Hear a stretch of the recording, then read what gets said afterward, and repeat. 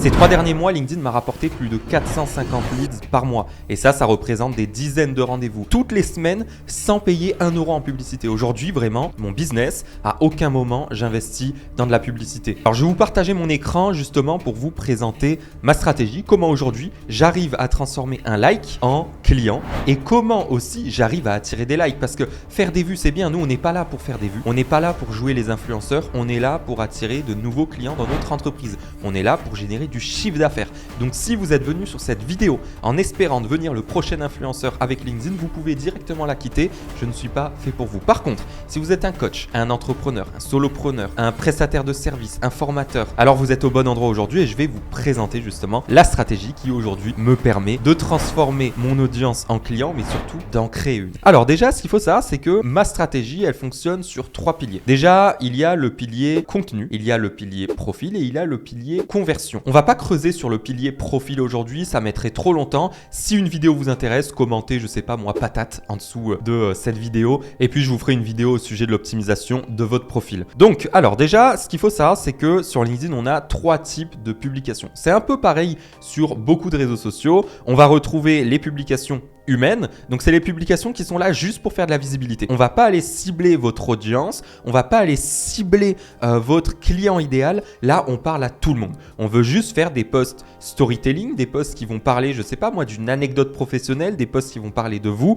On est là pour faire des vues. Surtout en 2025, on veut acheter à des gens qu'on connaît. Donc, si votre audience vous connaît, si elle voit des publications très humaines qui parlent de vous, alors elle aura beaucoup plus tendance à devenir client par la suite. Ensuite, on a les publications expertise. Alors, les publications expertise, ça va être toutes les publications qui vont tout simplement traiter votre sujet d'expertise. Par exemple, moi, aujourd'hui, je suis formateur LinkedIn business. Donc, j'accompagne les entrepreneurs à signer des clients grâce à LinkedIn. Donc, je fais des sujets qui vulgarisent mon domaine d'expertise. Alors, surtout, ne faites pas des sujets trop techniques. Si vous faites des sujets trop techniques, vous allez juste attirer vos concurrents. Moi, quand je scrolle sur LinkedIn aujourd'hui, je vois la plupart des créateurs, quand je vais dans leurs commentaires, il y a presque que de leurs concurrents parce qu'ils veulent être trop techniques. Ça sert à rien d'être trop technique, il faut vulgariser. Moi, par exemple, au sujet de LinkedIn, des fois, je fais des publications pour dire, voilà, je vais vous partager X idées de publications sur LinkedIn. Je vais vous partager, j'ai déjà fait 2000 idées de publications sur LinkedIn et là, ça attire. C'est pas technique. On partage des idées, mais je vais pas, par exemple, les former à optimiser leur profil LinkedIn en une publication LinkedIn. Pour ça, il y a d'autres réseaux. LinkedIn, on est là déjà pour attirer l'attention. On a peu de temps. Alors, sauf si vous voulez être formateur LinkedIn, dans ce cas-là, oui. Mais si vous attirez une audience qui veut vous déléguer quelque chose, en fait, faut pas lui apprendre à le faire parce qu'elle, ce qu'elle veut, c'est savoir pourquoi elle devrait le faire, mais elle veut pas apprendre vu qu'elle veut vous le déléguer, elle a pas le temps. En fait, il y a un petit hack pour savoir est-ce que vous devez faire des sujets techniques ou des sujets plutôt vulgarisés. Il faut savoir quelle est votre audience. Est-ce que vous avez une audience pourquoi, une audience comment? L'audience comment, c'est une audience qui veut apprendre de vous. Par exemple, si vous vendez une formation, si vous êtes coach sportif et que vous voulez former les gens au sport, par exemple à la nutrition. Là, vous avez une audience comment, vous allez faire des sujets plutôt tutoriels. Si vous avez une audience pourquoi, c'est par exemple si vous avez une audience qui veut juste tout vous déléguer. Par exemple, moi, j'ai une audience comment et un peu pourquoi. Mon audience comment, elle veut juste apprendre de moi. Et par exemple, là, imaginez, vous appelez un plombier. Il ne va pas au téléphone vous expliquer comment effectuer les réparations par vous-même, puisque son but, c'est juste de vous convaincre de l'appeler à lui et donc de vous convaincre pourquoi faire appel à lui et pas comment le faire vous-même. C'est pour ça qu'il y a l'audience pourquoi, comment. C'est à vous de définir si vous avez une audience pourquoi, si vous avez une audience comment. Enfin, plutôt si vous voulez une audience pourquoi, si vous voulez une audience comment. Voilà, c'est à vous de le définir, c'est à vous de voir en fonction de votre client idéal. Des fois, on a un peu des deux, ça dépend, mais il faut quand même se concentrer sur une catégorie bien précise. Et puis ensuite, on a les publications promotionnelles. Voilà, c'est là où on va faire de la pub. Ce genre de publication, elle va faire beaucoup moins de vues. Peut-être que vous allez faire des posts qui vont buzzer et vous allez faire des publications promotionnelles à côté qui vont faire 20 likes, 30 likes. Vous vous en foutez. Le but, c'est juste d'attirer l'attention sur votre offre et surtout d'aller récupérer une partie de votre audience qui est hyper intéressée. Là, si on regarde bien, les 3 types de posts, on a d'abord le post humain qui va faire beaucoup de visibilité. Ensuite, on a le post expertise qui, dans cette visibilité, va aller récupérer que les personnes intéressées par votre expertise. Et ensuite, on a le post promotionnel qui, justement, va dans votre audience expertise récupérer récupérer uniquement les personnes qui sont intéressées par votre offre. Et en fait, c'est ici que la plupart du temps, votre chiffre d'affaires va se générer et que vous allez trouver de nouveaux clients. Mais ça ne va pas se faire uniquement automatiquement. En fait, sur LinkedIn, vous allez voir que vos publications elles vont générer des interactions. Alors, on a 3 types d'interactions phares sur LinkedIn. On a les visites profil et les abonnements. Ça, c'est vraiment très bien parce que ce sont des gens qui viennent sur votre profil après avoir vu vos publications et ça, c'est du luxe parce que ce sont des personnes qui sont hyper intéressées. Ensuite, on a les likes, les commentaires et les partages que j'ai regroupés dans la même catégorie. Voilà, ce sont des personnes qui vont aimer vos publications, qui vont commenter, qui vont repartager à leurs amis. Ça ne va pas plus loin que ça. Et ensuite, vous avez les personnes aussi qui vont vous envoyer un message. Alors là aussi, c'est incroyable parce que ce sont des personnes qui sont vraiment intéressées et qui montrent leur intérêt envers vos produits et services et votre profil de manière générale. Alors, en fonction des interactions, par exemple, les visites profil et abonnements, eux, ce qui est bien, c'est qu'ils viennent sur votre profil. Et sur votre profil LinkedIn, vous devez avoir un lead magnet. Un lead magnet, c'est tout simplement un aimant à prospect. C'est qu'est-ce que vous allez donner en échange des informations de votre prospect. Par exemple, si vous êtes, encore une fois, coach sportif et que vous voulez tout simplement offrir un e-book à votre audience en échange de leur adresse mail et leur numéro de téléphone. Ben là, on a un lead magnet, c'est-à-dire un aimant à prospect. Vous avez donné une ressource et puis en échange, vous allez avoir leurs coordonnées pour ensuite pouvoir les transformer en clients. Vous allez pouvoir les inscrire à une newsletter, vous allez pouvoir les relancer par téléphone par exemple, vous pouvez les appeler pour les démarcher. Alors bien sûr, il faut bien que ce soit dans vos conditions, c'est-à-dire que les gens doivent être au courant que vous pouvez les recontacter. Moi, c'est écrit sur ma page, j'ai mis carrément que on va les recontacter dans la journée ou dans les jours qui suivent. Donc voilà, ce qui est bien, c'est que les visites profil et les abonnements peuvent devenir des inscriptions à votre lead magnet et puis ensuite, une fois qu'ils sont inscrits, vous les avez dans votre liste de prospects et vous pouvez passer à la phase de vente. Vous pouvez booker un rendez-vous avec eux pour leur présenter vos produits, services, faire une phase découverte en fait, un appel de découverte et puis ensuite leur vendre. Donc c'est comme ça que vous allez transformer au final une interaction, donc visite profil et abonnement, en justement client. Donc ça, c'est la première façon d'attirer des clients et ça, c'est le luxe. Moi, j'adore. Aujourd'hui, la plupart de mes clients, ils viennent de manière automatique. J'ai rien à faire, j'ai même pas à prospecter. Ensuite, il y a la seconde technique, la seconde manière d'attirer des clients qui n'est pas à mettre de côté. Au contraire, elle est très importante parce qu'elle est très puissante. En fait, quand vous allez avoir des interactions qui vont pas aller plus loin, par exemple une visite profil qui va venir sur votre profil LinkedIn mais qui va pas s'inscrire à votre lead magnet, ou alors pareil, un like, un commentaire, un partage qui resteront de simples interactions, un message, tout ça, voilà, ce sont des personnes qui viennent, qui s'intéressent à votre contenu, à votre profil, mais qui partent. Et puis ensuite, au bout d'une heure, ils vous auront totalement oublié. Et ça, en fait, la plupart des entrepreneurs aujourd'hui sur LinkedIn, ils ne font rien de leur interaction. Alors qu'une interaction, c'est une personne qui a montré un intérêt envers votre produit, votre service, votre profil. Donc, il ne faut pas la laisser comme ça s'en aller dans la nature. C'est pour ça que toutes ces interactions, on va les regrouper dans des déclencheurs. En fait, les déclencheurs dans la vente, c'est tout simplement des marqueurs d'intérêt qui vont montrer que quelqu'un porte un intérêt envers vos produits et services. Les déclencheurs, c'est hyper puissant puisque là où la plupart de vos concurrents, en fait, ils en font rien, ils vont se dire bon, c'est bien, j'ai eu des visites profil, j'ai eu un like, j'ai eu un message, mais en fait, ils en font rien de spécial. Mais nous, en fait, on va se dire tout ça, ce sont des déclencheurs. Et puis, à la fin de la journée, une fois qu'on aura eu nos likes, nos commentaires, ce qu'on va faire, c'est qu'en 2 étapes, on va déjà qualifier toutes nos interactions. Par exemple, les likes qui répondent parfaitement à votre client idéal, les commentaires, les visites profil, vous allez les lister. Par exemple, si dans la journée, vous avez eu 100 interactions, en fait, vous allez les lister et dans ces 100 interactions, vous allez trier uniquement les personnes qui répondent, qui sont qualifiées avec votre ICP. L'ICP, c'est l'Ideal Customer Profile. Donc, sur les 100, peut-être qu'il n'y en aura plus que 25, par exemple, mais ces 25, ce sont 25 personnes qui répondent à votre ICP. Donc là, ce qu'il faut se dire, c'est que vous devez absolument avoir un ICP. Moi, aujourd'hui, je sais que mon ICP, c'est un coach, prestataire de services, formateur, agence digitale, qui a déjà une activité existante. Donc, c'est pas un débutant, il n'est pas en lancement. Il a déjà une activité. Il vend de la prestation Done for You, Done with You, ou une formation ticket moyen à élevé. Et puis, il a un chiffre d'un peu plus de 1500 € par mois. Je vais pas prendre des personnes qui démarrent de 0,00 parce qu'ils n'ont pas encore la maturité business nécessaire, ce qui ne veut pas dire qu'ils ne sont pas motivés,